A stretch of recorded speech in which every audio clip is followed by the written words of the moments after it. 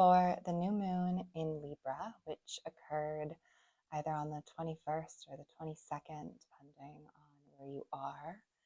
I pulled VIII Fire,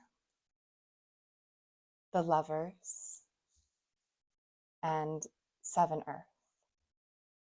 So here we have this moment of great transition where we are thrown up in the air, the dice have been cast, the pieces have been played, and we are asked to rest in an unknowing.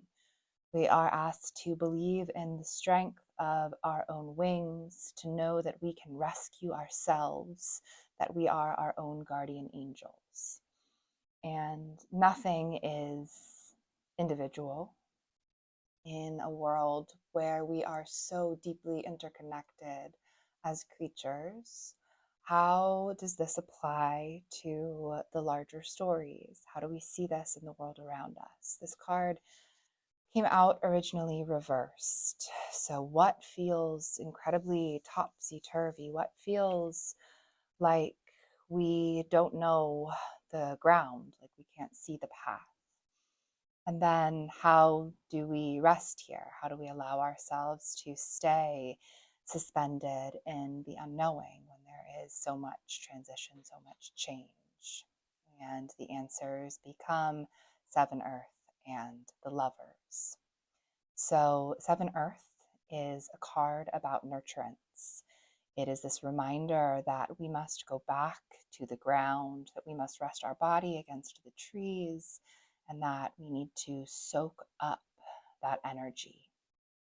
So how do we engage in practices of real rest, which is quite radical in a world where oftentimes we are encouraged to be constantly productive?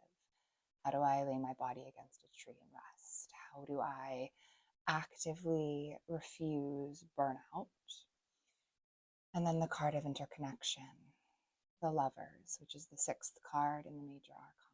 So this card about understanding my own self as lover, and then all of my lovers as themselves. How can I be a beacon for nurturance for other people? How can I remind others that in the midst of great change and transition, that we have each other? So I'm thinking about mutual aid. I'm thinking about the practices like even greeting our neighbors on the street that let us give some energy back as well. So how can we give this reminder to others that they are inherently worthy of rest, that they can be seen, that they can be reflected in my eyes, and I in turn reflected in theirs.